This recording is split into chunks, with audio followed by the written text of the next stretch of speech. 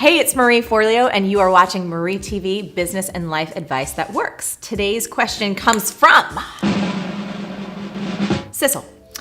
And Sissel writes, "Hi Marie, I'm finding that it takes forever to write my newsletters. I know that I should be sharing content and connecting with my audience, but there's just so much else to do.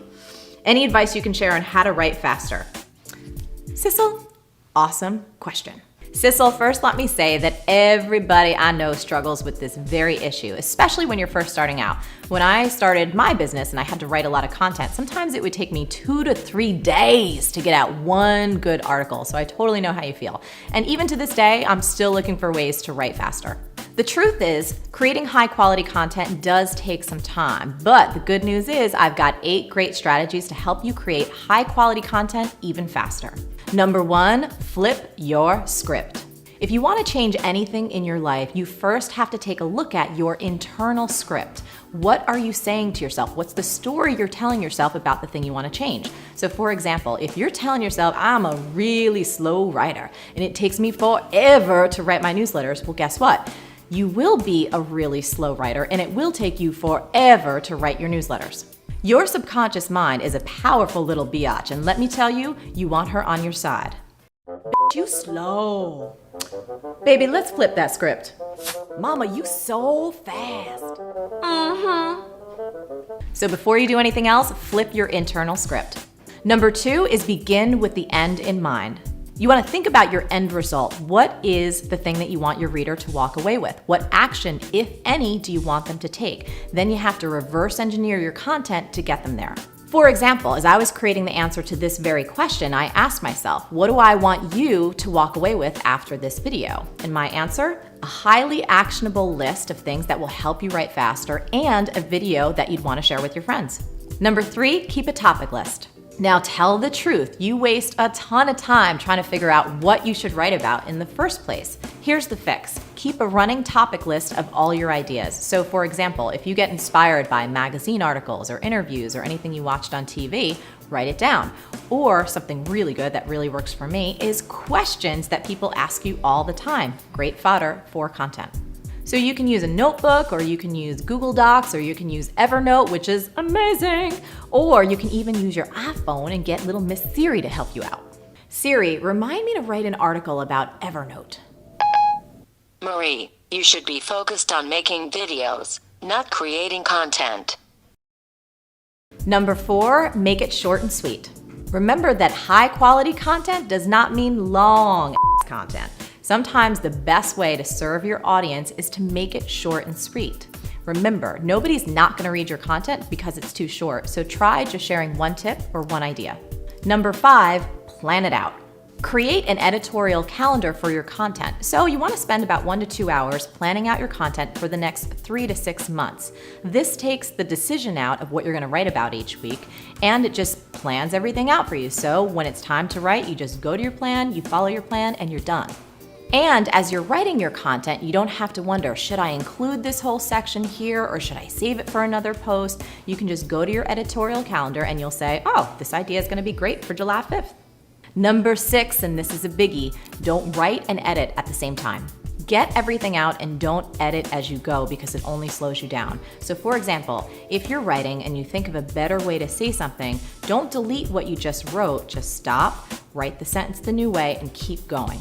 This frees you up from making it perfect the first time and allows you to just get everything out. Editing is usually a much faster process when you have a lot of content on the page. Number 7, remember Mr. P's law. That would be Mr. Parkinson, and he says, "The amount of time one has to perform a task is the amount of time it will take to complete the task." Another way to say it is work expands to the time allotted, so give yourself a time limit. Now, Mr. Tony Robbins kicked my ass on this topic, and I wrote a whole article about it, and you can check it out in the link below. Number 8, be the vessel and not the source. One of the most powerful things to remember is that you're the vessel and not the source. You know, Marianne Williamson said once that she is the faucet and God's the water. And Elizabeth Gilbert, the author of Eat, Pray, Love, she has this great saying. She thinks that each of us have our own genius that comes to visit us and inspires our creations. Now, I know this one may seem a little woo-woo, but it really works. It takes the pressure off so you don't have to do everything by yourself. You're responsible to show up, be the vessel for the great work to come through you. So there you go, Sissel, 8 great strategies to help you write faster. I hope it helps you, and please come back and let us know how it goes. I want to hear more about like your actual process as you were creating these. Like, this is a question that we get often because I have so many folks in our audience who, whether they are running their own businesses right now or they are working in a particular job and they have a dream of producing a book. What did it look like for you practically to produce some of this work while you were still simultaneously running your marketing business? Like, did you wake up early in the morning? Did you just fit it into nooks and crannies? I know it might seem like, do people care? People care. Like, they love hearing about this stuff. So I just wanted to make sure that I asked. Yes. So very practically, Mackenzie Blue became a client of my agency. I felt like we had to treat it that way, like our own internal project, but it had to get the same love and care as other marketing projects. What I honestly wasn't prepared for, and this doesn't happen anymore, but this just gives you a sense of where we were in 2007. The first time I get my pages delivered from my publishing company, in walks, a package of 200 plus long old school copies with notes, handwritten notes from my editor, right? Stick it like Post-it notes, right? To go through everyone, initial everyone, answer everything. And so it's like, I had gotten ready for the process until that point. And then I was like, okay, this is a thing. Like, this is a moment, right? like I had a process for everything before the pages came. And then how many times we go through those pages. But it really was, I had to treat her and this project like it was a project of the agency. And I guess because of my business, I could make it make sense that way. But it goes to carving out time and energy for the project the way we would any other project. I feel like what you hit upon there, folks are gonna, and I'm writing this down in my own head because it's such a question that we get all the time. It's like, how do I make time for that? Because we're so conditioned, most of us, it's so easy for us to deliver for other people. It's so easy for us to make that time for our clients or for other people in our lives when we have to. And then our personal projects, quote unquote, tend to take the back burner. And I think what's so genius about what you said, it's like, nope, it gets the same slotting in as any other client would. So it gets elevated to this position where there's deadlines, there's a project plan, right? There's all of the things that we would do if we are delivering for a client or for somewhere else. I think that's awesome. Thank you for sharing that. I want to switch gears slightly because I want you to take me to the point, because I don't want to just skim past it, where you gave yourself that 6 months off. I cannot tell you how awesome that is. I have 2 different colleagues / friends that have recently taken sabbaticals and folks who, are extremely prolific in what they do. And I was so incredibly happy for them that they both gave themselves a significant break to go, you know what? I'm going to step away. And so, Tina, my question for you, was it scary to take that break? Like, what was the thought process? Did you have all the things like, is it all going to fall apart? Am I going to lose momentum? Am I going to lose relevance? Or was your heart so craving kind of a blank slate that you're like, whatever, even if the voices were there, you just knew you had to make that leap? Yeah, so it's funny. A few years before that, I had gotten into this incredible program at the Aspen Institute, Henry Crown Fellowship, and they talk so much about an inflection, personal inflection point. And I remember naively thinking, well, I already have my business and things, so I think I'm good there, right? And I don't know that I'm going to have that moment, but we're just going to ride this out. And of course, after you spend 2 years digging into the deepest parts of who you are and how you can have the most impact, you will end up at an inflection point, And so for me, it was, I really believe in the power of writing and reading and unlocking that for young readers, right? So my right for at-risk readers, for people who really young children who are at risk and of not reading. And then the other part is representation. Less than 10% of middle grade fiction features girls on the cover who look like me. And so I wanted to increase that. And when I thought about it and thought about, so many people coming up to me saying, when I saw you in 1996 or I saw you in 2000, a woman who looks like you who's in marketing, I didn't understand the statistics in my field that so few people look like me. All of that compounded to me saying, I guess I'm at an inflection point, and I just had this great event, and I've just sold my books to Audible. I have the time and the resources to take a beat. Did I think it would turn into me closing the agency? No. I booked a trip with a friend to Yellowstone. I'm sitting in Yellowstone, literally like looking at buffalo, and I just had this moment of like, I can't go back to marketing. And it was so definitive and defining that it was, well, it's great I decided this while I'm on sabbatical. Now I can figure it out. But again, so many things for me are just, I get a gut instinct and it's like, this is a direction I have to go in. And that it was very clear that I have this calling to do this thing and to use everything I've learned as a marketer to propel the next phase of my career. But what I will say to anyone who's on the fence about this is if I hadn't given myself that stillness, if I hadn't provided that opportunity to be in a place to hear and to fully connect onto what the next steps were, I don't think it ever would have come. I think I would have just kept going and going, but just stepping off that hamster wheel for a while and just sitting in that quiet of what's next allowed that to unfold, I think. Did you have a time limit? Like, were you like, you know what, I'm doing this for 6 months? Or did you say, you know what, I just need to step back for an indefinite period of time? I knew that I needed 6 months, but what I didn't know was going to happen was, first it was the agency. And then I had been, I had a job I just adored teaching at Wharton. I ran a program called Leadership in the Business World. And I decided to step away from that. And I think, and then certain boards. And at that point, my parents got a little concerned, but right. They were like, what's happening? I'm like, I decided it was time to just kind of do a full cleaning. And I'm like, well, if I want new things to come, I just have to open up space. And at that point, I did feel untethered because this is all, my identity was so tied to being this marketer. I knew I was going towards relevant media, but I didn't even open it or talk about it for a year. And so there was literally this time where I felt like I'm just a floating person who isn't tied to a company or a job or a board. It's just, I'm here and consulting and doing things. And so that was, it wouldn't be disingenuous to not say that there were moments where I really didn't know where I was going. I thought about a corporate job. I was like, I'm just hanging out, but I knew it was right, if that makes sense. I just knew I was still going in the direction that was right.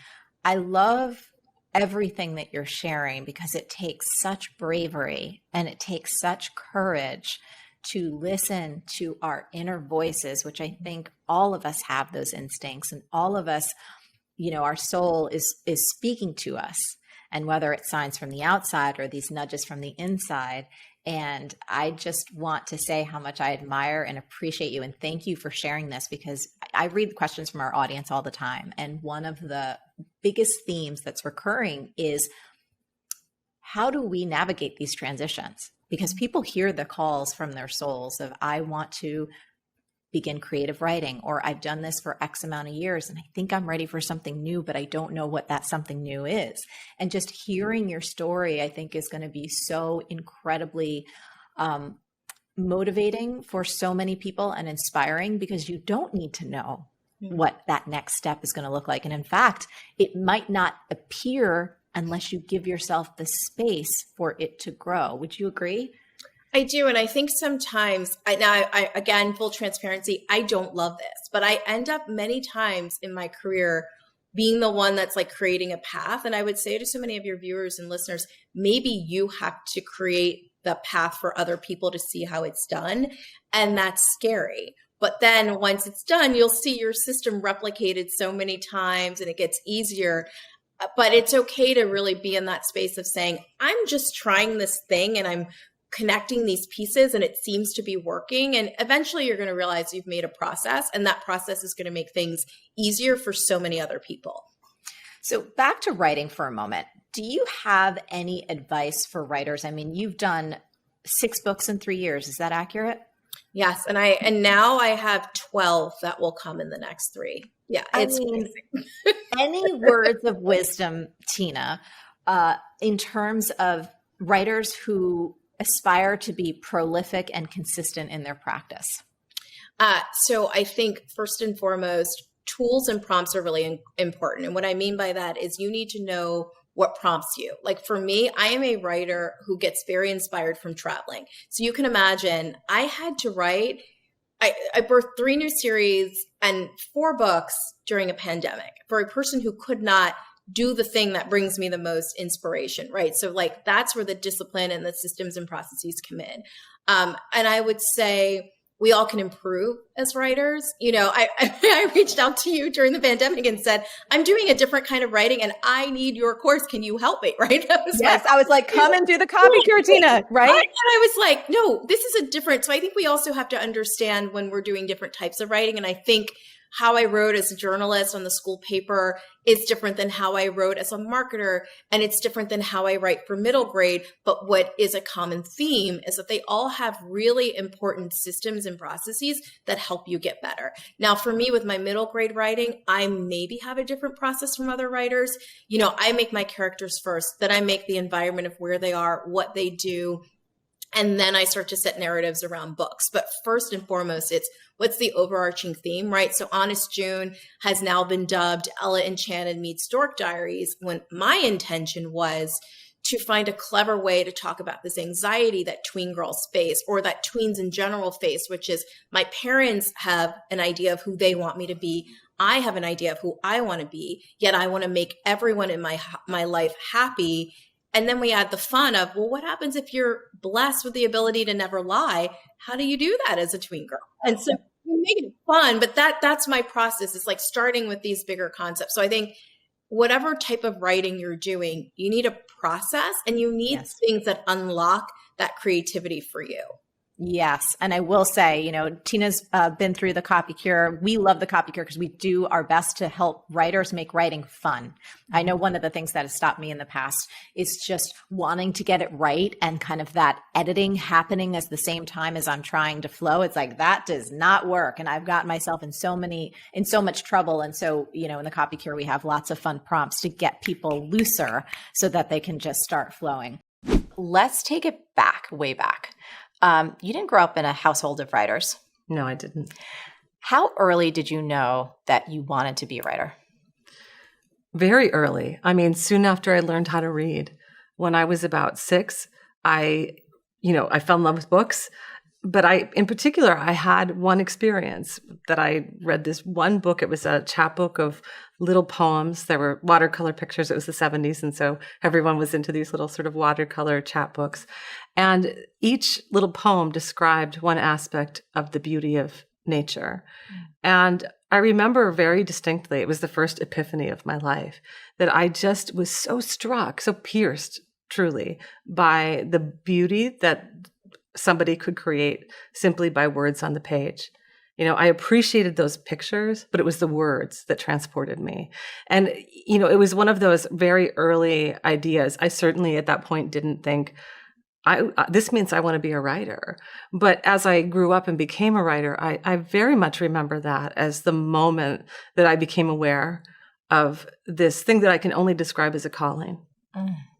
Did you ever think to yourself, like in your teenage years, oh, I could potentially do another career? Or was something in your heart always writer? You know, what I thought is that I absolutely had to do another career. When I was growing up, I didn't have any idea that I could actually make a living off of writing books. And I don't know exactly how to explain that, except to say that even though I loved literature, I felt that the people who made those books were people who were so distant from who I was. Many of them, you know, many of those books that I was assigned in high school, just like you know, they were by dead white men, essentially. They were created somewhere in a land and a time far off. And so I never imagined that I would grow up and be able to make my living that way. It was always the thing I would do because I was called to do it, because I was passionate about doing it. And then I would earn my living in some other way. And I remember when I was in high school, I was always a feminist, and I was one of, you know, I subscribed to Ms. magazine. And I remember at one point reading this story that was about Joyce Carol Oates. And I was so struck by it because I was like, wow, there's a woman. She's living among us and she's writing books. I'd never heard of Joyce Carol Oates, but I was fascinated by this profile of her. And it was the first glimmer of an idea that I had maybe I could be a writer. And then when I went to college, and started to take English classes. And some of my professors were teachers and authors, and and really they opened that door for me of possibility. Isn't that interesting that I think for all of us and for so many women too, it's like we need to see someone do it. Absolutely. And modeling, right? I mean, I think that's why, it was so powerful when Barack Obama was elected president. We suddenly all became aware of, not only the historic moment of that, but what that would mean to children of color all over the world to see him become the president. Yeah. And, I think that the same thing with Hillary Clinton. I think that those things are really powerful in big and small ways. I mean, I'm not being hyperbolic when I say that I couldn't imagine what was possible until I could see that somebody else had done it. Let's talk about the realities of making a living writing. So many people in our audience are creatives. They're aspiring creatives, whether it is writing books or painting or starting their own business. Take me back. How did you earn a living in the early days? What were you doing? I did a bunch of different things. So when I graduated from college, I was a double major in English, creative writing and women's studies. And I knew that I wanted to dedicate myself to writing. I knew that this was going to be a years-long apprenticeship. It wasn't something I never bought into this false notion that like, I'll just sit down and, spend the next 6 months writing a book and then that's, then I'll be done. I knew that it was going to be a long slog. And so I decided to try to find work that would support me in my writing rather than contradict those goals. And for me, that was becoming a waitress because it was a job that I could walk in, do the work and do honest work, but not take it home with me, and I feared that if I got a job, that was in some ways fulfilling, like I'd also worked as a newspaper reporter for a brief time in college and I loved it and I was writing and, so I was sort of filling that need, but I wasn't doing the real work that I wanted to do. So I avoided sort of that work in my field, if you will, for the better part of a decade. And then, I tired of waiting tables. It made me feel diminished and sad. But, it was a great way to earn a living for a while. And I would write when I wasn't waiting tables and I would go back to work. But then I thought, I need to do some more meaningful work. And I did a number of different things. I started, teaching writing because I'd started to publish a little bit. Mm-hmm. I started also writing pieces for magazines because it was a way in some ways to begin to feel like I was a real writer, to get published. One of the early decisions I made was to not focus on getting published, to rather focus on my craft, which I think was a very wise one. But there did come a time that it was time to start reaching out. I think that that's such an important distinction. So many people are in such a rush to monetize whatever the thing is that they are truly passionate about and that they feel is their art. And I don't think I've ever heard anyone articulate, I deliberately held back and wanted to work on my craft. And how did that feel for you? Was it exciting to be able to just say, I'm not going to pressure myself to get this out into the world? Well, so much about creative work and certainly about writing is, the way you survive is by, running along at the speed of your own engine. It's not going to be because somebody from out here validated you. Like writing is very much generated from within. I think any kind of art making or any kind of creative work, you have to ultimately be doing it because you feel driven to do it. You feel passionate about doing it. You're engaged with something that feels important to you in your life. And, certainly in the arts, what I can say is if what you're going to rely on is that exterior validation, you're not going to get it. You're not going to last long. And so, that decision was about really learning how to keep faith with my vision or my dream or my work. And then, once that became like actually that inner strength is what I drew on to compel me every day forward through another day of trying to write something that meant something to someone else. Once I really developed that muscle within, then when I did go into the world and people said nice things about my work, it was thrilling. It was beautiful, but it wasn't the thing that made me keep writing, and I think, you're so right about this. I teach writing sometimes, or I certainly talk to a lot of people on airplanes and so forth. How do I write a book? What's your advice? And the advice is always kind of depressing to people, because the absolute only advice I really truly have for somebody who wants a life as a writer is write, and keep writing and see what happens. It's not about like, go to this party or go to this conference. And, those things come up along the way. Like, I do think at a certain point, it's important to start to meet people, meet your tribe, meet people who are doing what you're doing, put yourself out there. I think the most important thing is to learn how to make a home with the work that you're doing, because then you have something to offer the world. A lot of people want to make that offering before they've created anything. Yeah. Let's talk about your rituals, because I'm always fascinated by people who create any kind of art, but especially writers. Had you developed a practice of writing every day? I've also read you binge write. I'm a binge writer. I'm not an everyday writer. You're not an everyday. Okay, so this is also fascinating. There's a book that I love called The War of Art by Stephen Pressfield, and several other books. And some people that I know, and they're great writers, they have this discipline. They write every day. So I'm curious. Yeah, tell me about your binge writing. Yeah, it's really interesting because for a long time I thought, I'm a renegade. Like, I'm a bad writer. I'm not a real writer because I'm not doing this thing that many times, this is the advice that writers are given. Yeah. If you don't write every day or most days, that means you're not a writer. And that's fun. If that's true, I'm not a writer then, And what I can say to you is what's to me really important is, I use this phrase before, keeping the faith, which to me is connected to discipline. To say, what really is meaningful for me, the work that's meaningful for me is writing. And so I'm going to find a way to do it. And for some people, what works for them is every day. Yeah. There are certain stretches of my lifetimes in my life that's what I did. There are many times for, 3 months in a row I wrote every day. But there are also many times for 3 months in a row I didn't write a word. And what I found is, when I make an appointment with myself and I don't look at each day, I look at the calendar ahead. And it's been really helpful for me actually also to decide when not to write, because I can look sometimes at my calendar and say, I'm going to be really busy for the next month, or I just gave birth to a child, or, I have to, work really hard at this other project because that's important to me too.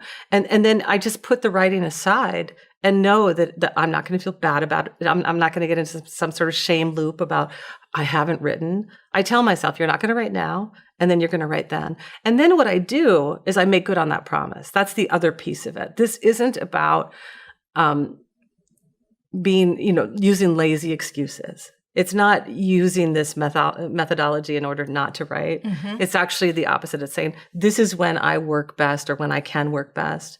One of the most moving experiences I had, I give so many talks about my books, usually about wild or tiny, beautiful things, and, the Dear Sugar column. And so often the response they have to that is about the stories they tell me about their own losses or their own struggles or how the book helped them in one way or another.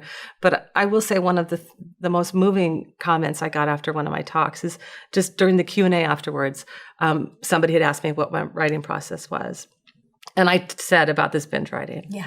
And I said, I don't write every day, and sometimes I write once a month. And this woman came up to me afterwards and she said, she was crying. And she said, thank you so much.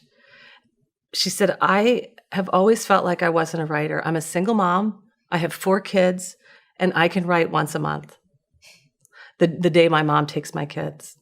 And you're the first person who told me that I can still say that I'm a writer, even though I only write once a month. And I just grabbed her and I was like, you are absolutely a writer. Because if you write once a month, guess what happens by the end of that year? You've written 12 days. And I know you can do a lot of beauty in 12 days because I've done it too. It's a relief for me. I'm one of those people, my audience knows this, I put a tremendous amount of pressure on myself. And that is the writing every day thing. I can hear the voices in my own head, like, right, you're not really one. Or I've even beat myself up over this one. I wrote a book years ago, but I haven't written one in a while. But I write and produce this show. And I can sometimes hear the voices in my head going, oh, I'm not a real writer because I'm not writing books like everyone else is. So I will echo that woman's thank you for that. And I know there are thousands of people watching this right now who are also thanking you for that. It's interesting to me, this idea, what happens when we're gentle with ourselves? Like, that voice that you just talked about in your own head, that's about shame. Yeah. That's about, do you work well from a position of shame? Absolutely I don't not. think anyone does. But what about, I think sometimes we've associated gentleness or tenderness with a kind of slack or a kind of weakness. letting you off the hook. Yes. And actually, what I found is only when I'm gentle with myself can I actually really let go and do the work. To say, okay, it's been hard to sit down at the computer. I'm going to forgive myself and move forward now. And it's not about shame. It's about forgiveness. It's about gentleness. I think that's really important when you think about a creative endeavor. And that goes back to this idea I said about like how if you are the engine, of your own dreams, if you are the only one who's really going to propel you forward down the path in those ways, because you are. Yeah. Like nobody's going to come to you and say, please make a show, please write a book, please make a song or do a dance for us or paint a painting for us. Nobody's, especially at the beginning, nobody for years did that for either of us. Right. Right. And so, you have to find, like that way to do it yourself. And so, maybe in some ways what I sort of subconsciously did is like, how do I give myself the gift of that? And one thing I realized early on is I have to let shame out of my life. Like I cannot make shame part of my writing life. So powerful. So you've said, which is a perfect way to follow up with this conversation, writing is hard for every last one of us, straight white men included. Coal mining is harder. Do you think miners stand around all day talking about how hard it is to mine for coal? They do not. They simply dig. That's right. So much of writing. I mean, I love the reason that metaphor came to me is that I think of writing, the word I use all the time is excavation. And it feels like a literal excavating to me. We begin with the empty computer screen or the empty page, and we are creating something out of absolutely nothing. Even if you're writing nonfiction, even if you're writing about your life or something that happened or something or think, you're creating something out of nothing. And almost always that process entails then, going beneath what you thought you were going to write and then beneath it again. And then you show it to somebody to read and they say, well, what's this about? And then you have to dig. When I teach writing, I make this, I put on this butcher paper in front of the room, what I call my kind of literary lasagna. And it's like, up here is the, like the top layer, the lovely cheese. And then, so you're looking at it, a lasagna sideways. And like, you have to get all the way down to that bottom layer to really do your work. So speaking of your teaching, I noticed there are 2 questions that you pose to all of your writing students. And I think that these questions are incredibly important for all creatives. Would you like me to read them? Or yes, you read them. Okay, great. So what's the question at the core of your work? And what question are you trying to answer for others? Yeah, that's right. Because I think especially, this is true in fiction too, but it's literally true when you're writing about your own life or your own experiences, is that, I think we almost always begin out of that place, like that thing that we're seeking for ourselves. Yeah. And, when you write memoir, when people talk about memoir in negative terms, it's almost always that they say it's the form of narcissists. Like, who would be interested in you? Who would be interested in my childhood? And the answer to that is kind of nobody. And the artist's job is to make it interesting. And the ways that we make that interesting is that you can read about my childhood and see your own in it, even if it's totally different. Even if you came from a different place or lived in a different time or, inhabit a very different reality. And I think that that's what I'm always striving for as a writer and a teacher when I say, what is that personal question at the core of your work and how does that translate to the culture? And, just an example I can give you, in Wild, for years, it's my memoir that's about my hike on the Pacific Crest Trail, but it's also very deeply about my grief. I went to hike that trail because I honestly didn't know how to live without my mother. I really felt I couldn't live without my mother. And I think that all those years later, when I wrote the book, I was still there. I was still wondering, how do I live without my mother? How do I live without my mother? Asking that over and over again. And what I realized in the course of writing Wild, and actually what compelled me to write Wild, is by examining that question in my own life in a memoir, what I was really examining is, how is it that we live with our losses? How do we bear the unbearable? How do we endure our suffering? Because, one thing I know about that is we do, and also we all do. And so right there, that translation goes from me and my loss about my mom, which is a very particular and individual thing, and I'm going to tell you a story about it. But what I hope to tell really in that telling of that story is that larger, universal struggle that we all have about how we figure out how to bear our losses. And I'd also want to thank you for this, because I still have my mom. I'm going to totally cry. Oh, you're making me cry looking at you. I just love her so much. Uh-huh.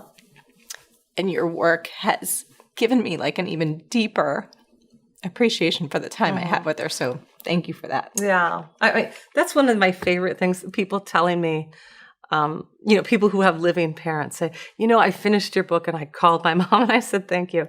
And let me tell you, there's also an entire tribe out there of people who don't have their moms. Yeah. They either don't have them because they died, or they don't have them because they lost them to drug addiction or mental illness or incarceration. And those people come to me and feel recognized in the work too. That has meant more to me than all of the glorious, glamorous things that have happened in response to that book. And I think that's the beauty of art, and that's the beauty of words, and that's the beauty of vulnerability and sharing what is in your heart with others. So thank you for that. Thank you. The power too. Beauty and power. When we say that art has power, that's what we mean. We mean your tears right now. Yeah. I want to talk about something that you mentioned at your Super Soul session, which is the paralyzing pressure that we can often put on ourselves to do something great. Right. Especially when it comes to writing or art or our businesses, and how there was that time when you were in Massachusetts where it was almost, you couldn't do it. Yeah. You had set a I was paralyzed by my own dream. Yes. Can you talk to that? Yeah. It's so much of the interesting stuff in life, I think, there's so much contradiction inherent. On one hand, I want to say, dream big, aim high. I'm an incredibly ambitious person, and I always have been. I was the person, I said in that talk, like I was the kid at 5 who was like, no, I'm going to be the first woman president. I'm going to just like always go for, I'm going to reach really, really hard and really high. But there came, which I think is wonderful. I mean, it is in part what brought me here. It's how I got here with you today, right? That ambition. It also was the thing that I had to turn away from for a time in my life. And what I've learned, periodically turn away from it. I'm in a different moment in my life that I'll explain in a moment, that I also have to turn away from this ambitious side. And that is to say, when I was sitting there in Massachusetts, in my little cottage in Massachusetts, trying to write my first book, I suddenly felt like, I can't do this. And what that was about is realizing, like, I can't sit here and make greatness. What I can sit here and do is write one page and then another page and then another page. And I don't really know what those pages are going to be in the world beyond me. And maybe there'll be nothing. And, for me to have to surrender this vision of me being like the great American novelist was painful. But it's the thing that allowed me to actually write my book. I realized I had to set aside those big dreams and those ambitions and all of those things I'd internalized, and be humble, and to just say, I'm going to do my best. I don't know if anyone will like it, and it's absolutely none of my business if they do. I mean, it's just like, I'll do my best, and I'm just going to say, here's my best, world. Take it or not. And that's what we always are doing. I mean, we like to think otherwise. That's about like, thinking that we can always control the outcome of everything. But we don't really know. When I was writing Wild, I had no idea that it was going to become a bestseller. I wouldn't have written it any differently. I wrote the same book I would have written if it were still in my drawer right now at home. Okay. And so I think that's a really important thing to remember. And when I said earlier about how I'm kind of in this moment now in my life, yes, here I am for the first time writing a book that people are like waiting for. When I wrote Wild, I had published a novel. I had a nice little fan base, but it wasn't like there was some great clamor, like, when's your next book, Yes. And now I do have that feeling of people being present in my mind as I write. And I've had to just let it go. I've had to say, I don't know if this next book is going to be as good as Wild. I don't know if people are going to love it. But the only thing I can do is write page after page after page. There's one of my favorite quotes by Margaret Atwood, whose writing I love. She says, a word after a word after a word after a word is power. And I always try to remember that, that my work, my job in trying to create power is just putting one word after another word after another word. If you want even more strategies to create high converting content, then you need to get your butts in the Copy Cure. It's my flagship writing program. The doors just opened, but only for a limited time. So to get started, go to getthecopycure.com. Now, let's get back into it. Now, if you're looking for some small tweaks that you can make to help you connect more powerfully with your customers, this is the episode for you. Today's question comes from Dr. Cheryl, a clinical psychologist and couples therapist who's also a member of B School and the Copy Cure. Now, I was cruising through the member comments when I found Dr. Cheryl's question, and I thought it was the perfect opportunity for some copywriting before and after. Dr. Cheryl wrote, "Hi everyone, I created my site 15 months ago without the benefit of this program. I love the design of my site. I wanted it uncluttered, welcoming, and not overwhelming. But I know I need some changes. Any constructive thoughts?" Now, you guys know me. Of course, I had some thoughts, which I'm going to share with you in a moment. But here's what's really great for you. These ideas are applicable to virtually anyone who uses words for their job or their business. And they're all based on a subtle but important shift that instantly helps you connect better with your audience and likely increase business. It's called the spotlight method, and it's based on one simple idea. In business, the spotlight can either be on you or your customers, meaning if the spotlight's on you, the focus of your words is likely on your passion, your cleverness, and your goals. However, when you shift that spotlight over to your customer, the focus of your words is on the people you serve, their problems, their aspirations, and their goals. Now, unfortunately, most of us get this wrong, especially when it comes to our writing. Generally speaking, we all shine way too much of that spotlight on ourselves and not enough spotlight on our customers. But in business, we know our customers want to feel seen and heard and acknowledged. So an easy way to do that is to make sure you're putting them in the spotlight, and that's what I'm going to show you how to do. So we're going to walk through a few specific changes we can make on Dr. Cheryl's site so you can see what I mean.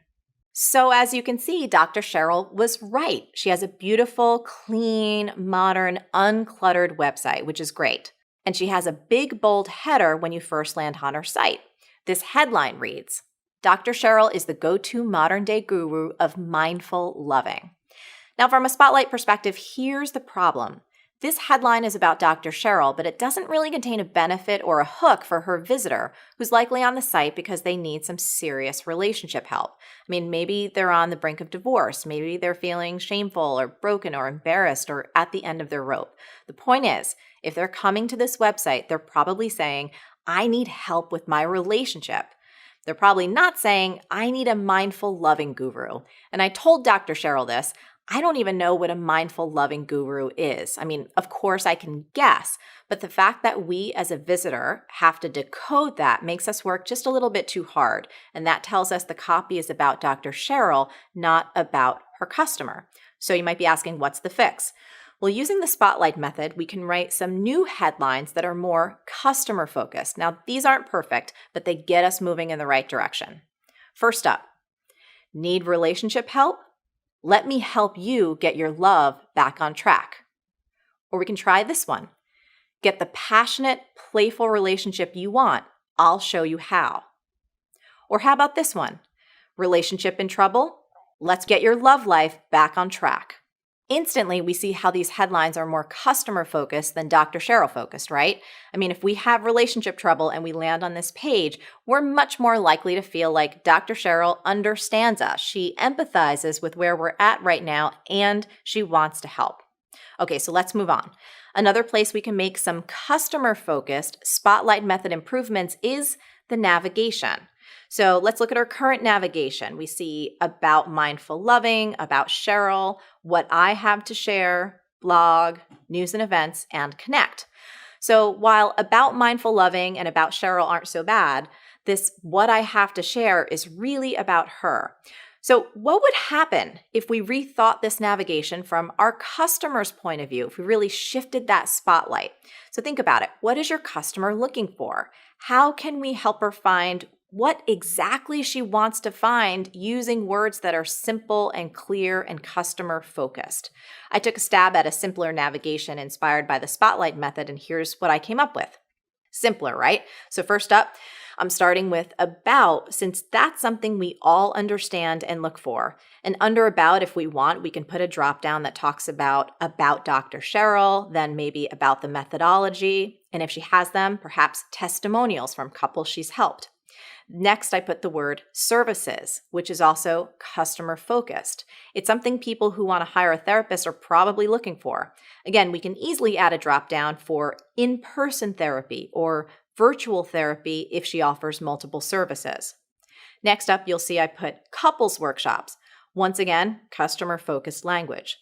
Then I thought about a word like resources, which is simple and clear copy that speaks to what her customer might be looking for.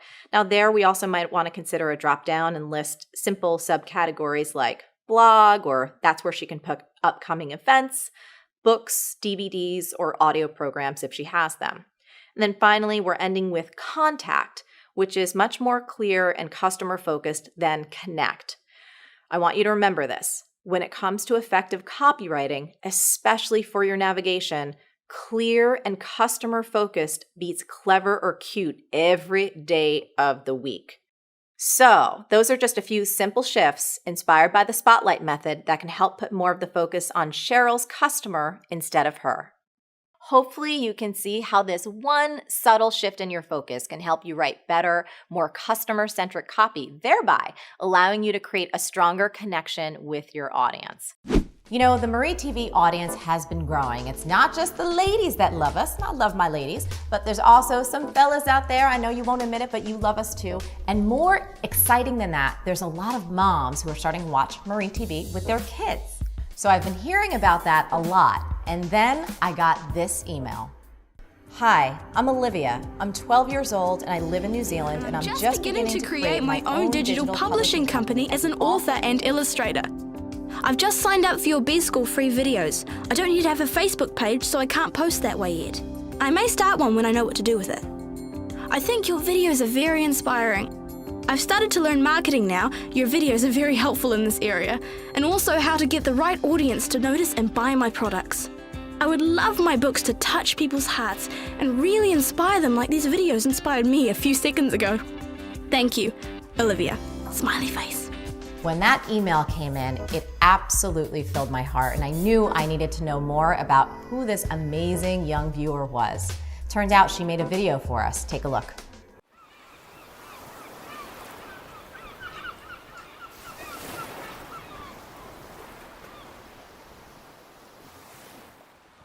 Hi, I'm Olivia Lee. It is blowing a gale outside, but you know what rainy days are good for? Drawing. My other favourite thing about a windy and rainy day is that it's perfect for writing. Welcome to my room. This is my office. That's my bed, and if you ask me, every single office should have a bed. All right.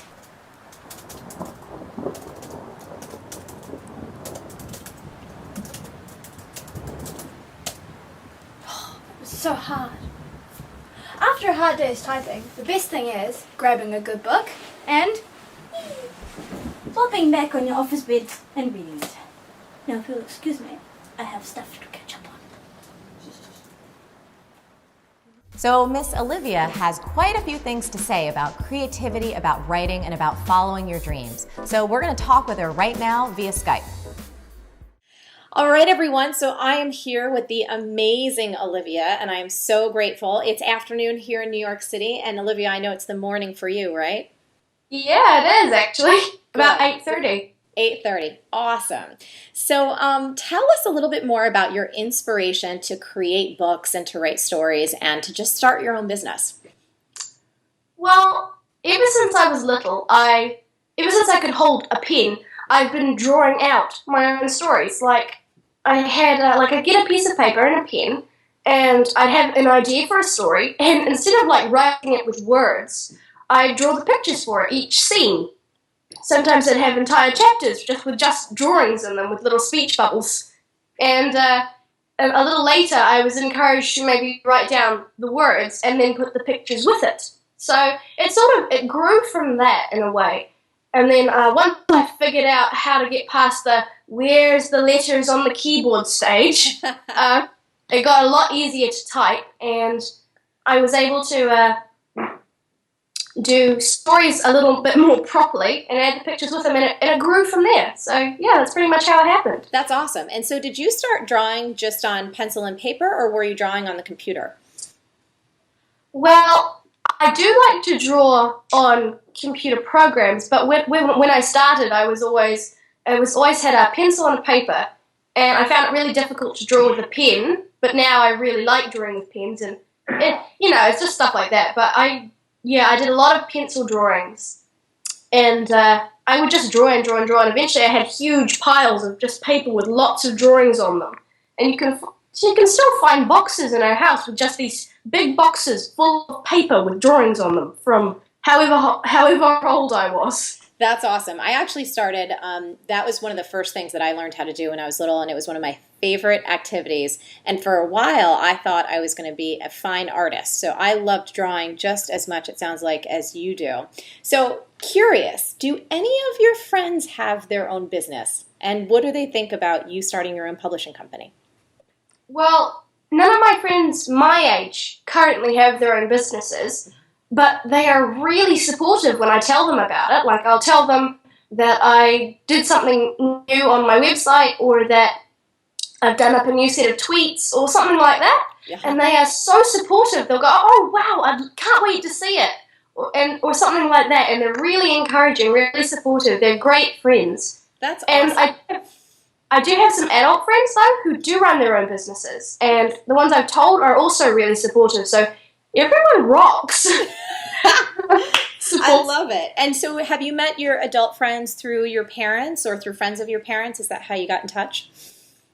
Well, yeah, pretty much. I mean, we're around the same area, and so we know them from around here, and we meet them. We catch up quite a lot. So yeah, we spend a lot of time around each other. So we do get to talk about that sort of stuff actually quite a lot. That's so great. I love hearing that. So next I want to ask you, because I think it's true for any entrepreneur, when you run into challenges, whether it's creative challenges and you're working on a story, or it comes more to the technical side of your business, how do you handle those challenges? Who do you go to ask for help? Well, there's definitely mum and dad. They are really helpful with business, lots of stuff. Like, my dad might help me with the tax and things, because that's always fun. Yes. But there's Auntie Google and Cousin YouTube.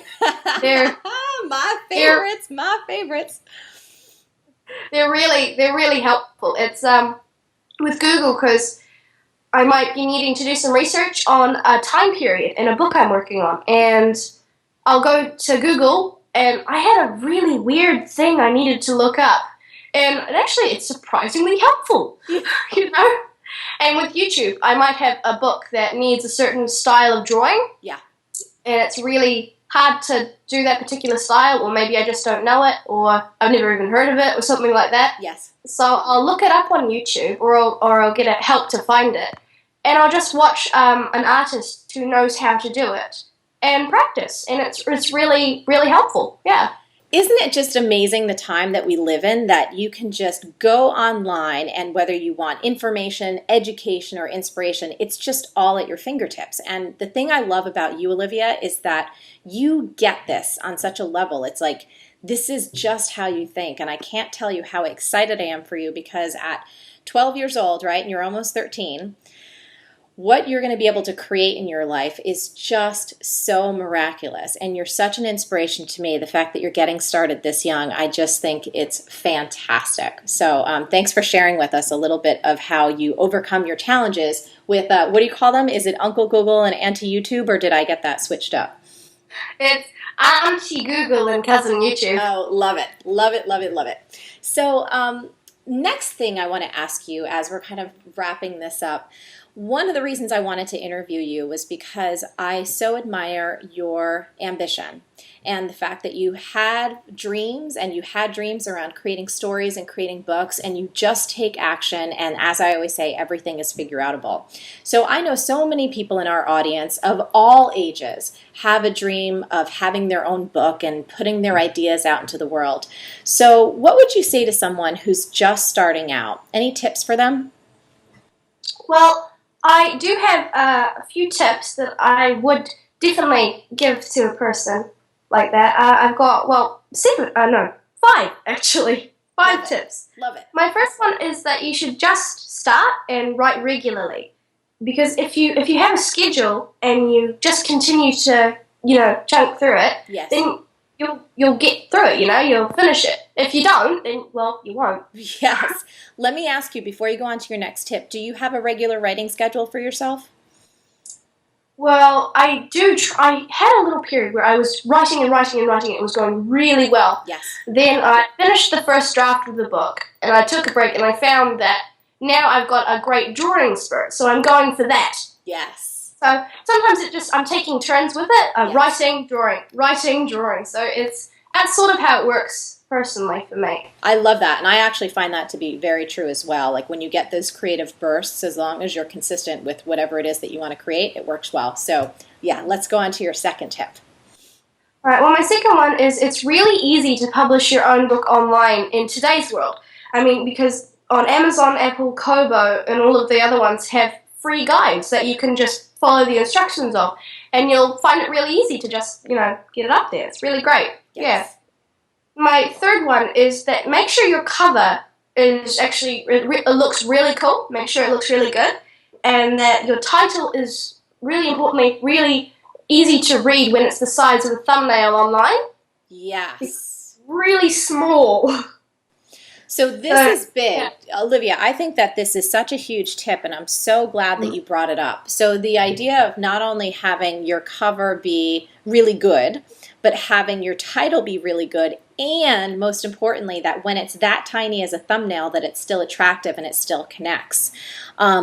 I was reading this article about a woman in, I believe it was Forbes. She started selling vintage clothing online using eBay. And one of the things that she discovered, by the way, she started off doing this like just in her house, and now her company, I think, is doing about $129 million a year in revenue. All from one of her biggest things was making sure that the pictures look really good when they're tiny.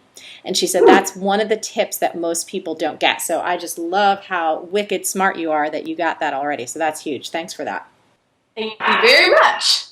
My fourth one is that publishing is really easy, but you still need a really good book. Because if you skip on the quality, what happens if someone picks up that book and goes, ooh, interesting, reads it, and they go, they don't really like it. If it's really bad, right, then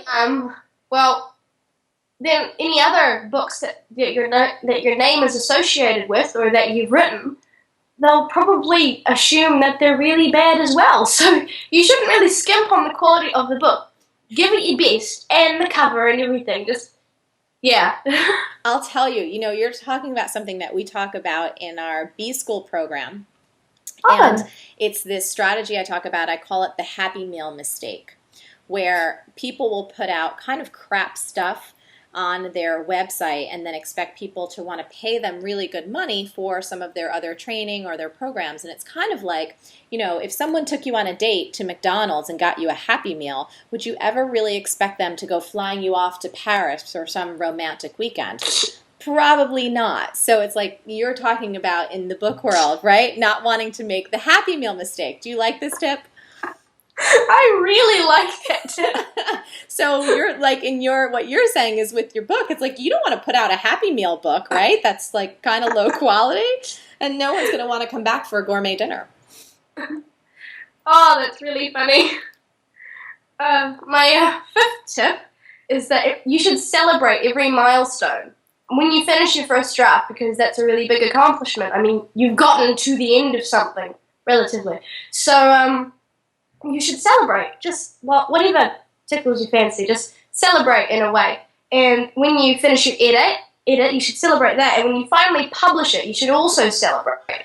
Like my family, when we finish the first edit of a book, we'll often go to a beach. And we have this little a recently made tradition that we have where we go to a beach, we just get something yummy to eat, and then we do a dance. For some reason, we do a dance. Yeah. I don't know why. It's fun. Yes, that's right, because it makes you feel alive, and that's like, what better way to hang out and celebrate with your family than to dance around and be goofy and enjoy each other's company? I think that's awesome. Yeah, it's a lot of fun. That's really cool. Olivia, I just think you are fantastic, and I want to, first of all, thank you for writing us that email months ago, letting us know what a difference our videos make, and I just adore you. I think you're fantastic. Your parents are great, so please send them my best. Greetings from Dubai. If there was one tip you could give me to improve my writing besides practicing, what would you suggest? Smooches! Dr. Nasrin. I love that she wrote smooches. Thank you so much. Smooches right back to you. So I never can give just one tip because I'm the kind of girl that likes to give a lot of tips. I just like to talk a lot if you haven't figured that out yet. But I've got 2 tips for you today. And the first one is one that has improved my writing dramatically. And I love when I do this. Josh gets very happy when I do this. And it's all about reading fiction. Right? Most of us, especially if we're in any kind of like academic setting or we're very driven and we're always wanting to do self-improvement stuff, we kind of forget about the whole world of fiction.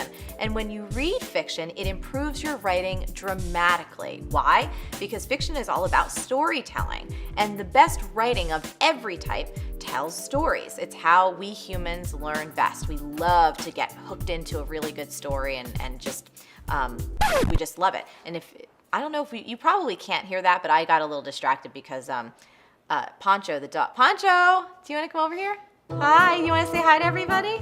Poncho, go, yeah, hi, Poncho. Hi, cutie. So you can see why I got distracted because he's really sweet and you kind of like me, right? Yeah.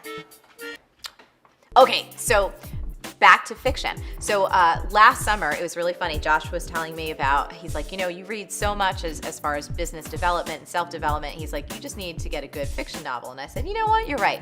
So I pulled out my Kindle and I was just looking around. There's samples on Kindle.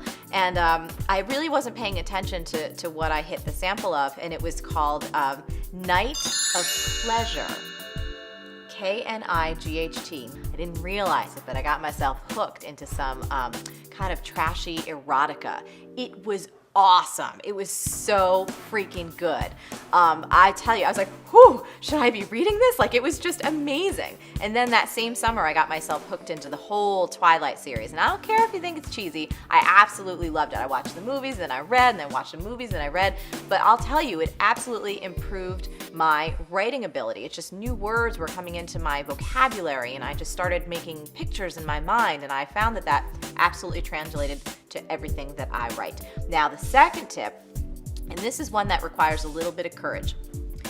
What I would suggest, if you're really committed to improving your writing, is to gather some of your friends together, friends that are smart and ideally are writers as well, and have a little bit of a writing feedback party.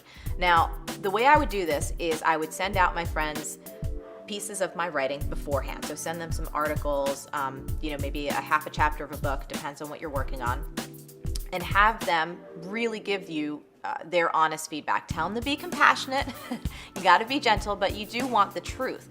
Find out where they're getting lost. Find out if they just feel like your sentences are, just a little bit awkward. Maybe you're not being very clear in how you describe things. And if you don't have friends that you can do this with, I would highly recommend you hire someone to give you feedback. I've gotten feedback on my copy. Best thing in the world. People point out, you know what, I got lost here. This headline isn't working.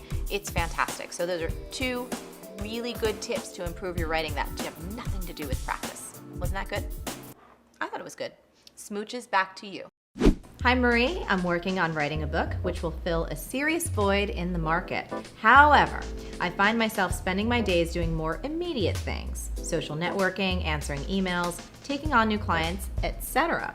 The half-finished book keeps getting pushed to the back burner, even though I know it's a thing that's going to have the biggest impact on my career and be the most helpful for my audience.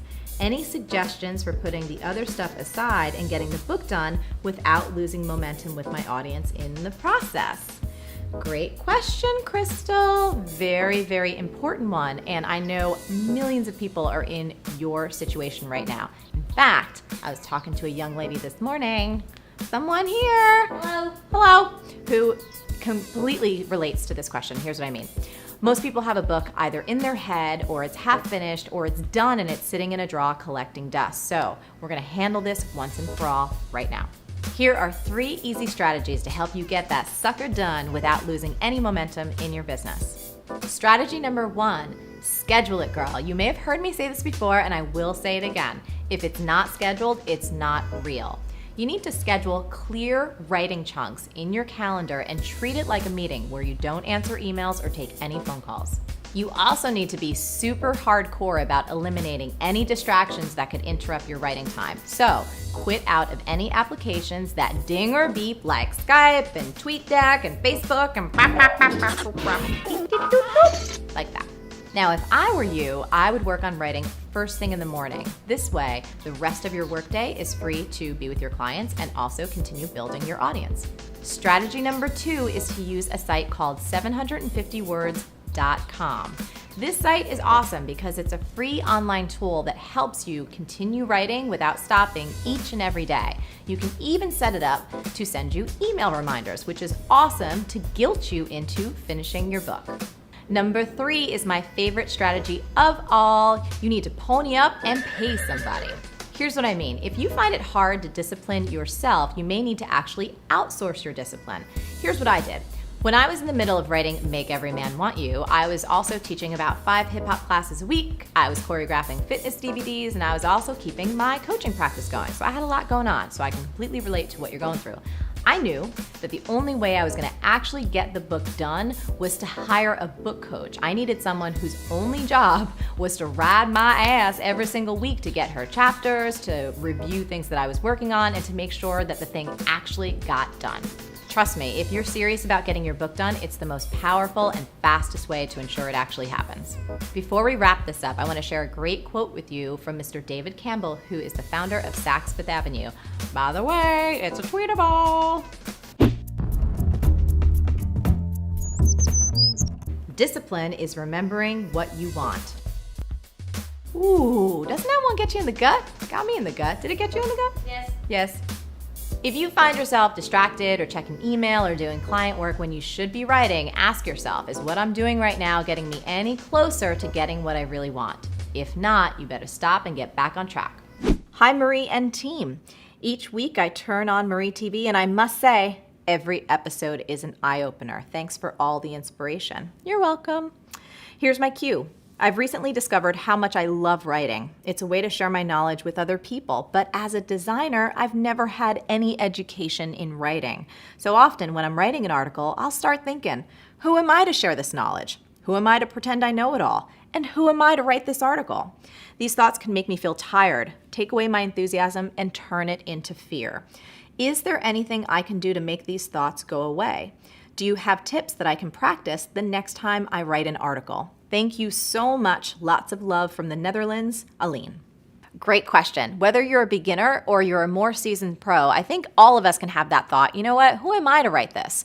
That's called resistance, and it's probably why Ernest Hemingway drank so much. You know what? He probably needed this Marie TV. Maybe you need this Marie TV. I see 3 things in your question, and yes, I have a tip for each. First, let's cover the insecurity that you have because you're not a trained writer. We got to know something. Neither am I. I am a writer because I write. I've never actually had any formal training.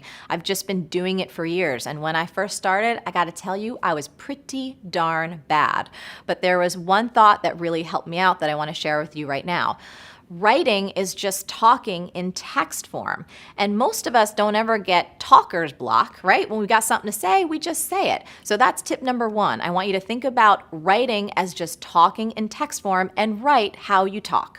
Second thing I want to address is this destructive association that you have between writing an article and that meaning you're a know-it-all. That's the worst idea ever if you want to create anything and share it with the world. Look, the people that we trust the most are people that are just honest about their learnings and their experiences.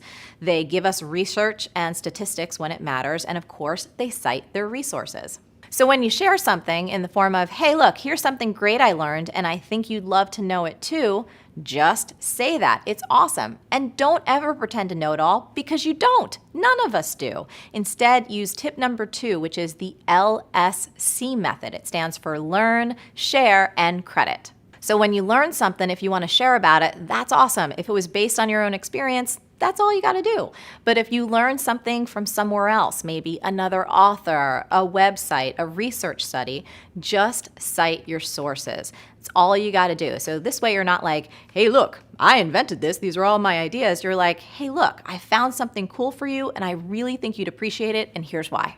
Finally, let's address the real heart of this. You said that you love writing, and when you love doing something and it brings you energy and you want to do it more, you should do it more. That means it's one of your gifts, it's one of your strengths, and you never know. It may be one of the reasons that you're here on Earth. No, I think you're here on Earth. Think about it this way. If you don't share all of these ideas in your writing, you're actually keeping your gifts from all of us. Another way that I like to say it is you're stealing from those who really need you most. So remember this last tip, and yes, it's a tweetable. When you're afraid to write, don't think, who am I to say this? But who am I not to say this? Question for you. Are you afraid that your big idea has already been just done to death? Like the thing that you want to talk about or speak about or write about has already been covered by everyone else? Then do yourself a favor. You have got to watch this episode, What to Do When You're Feeling Unoriginal. Click it and watch it now. No matter how many times an idea has been expressed or it's been shared in the world, sometimes it just takes that one person expressing it in their voice for it to actually get through.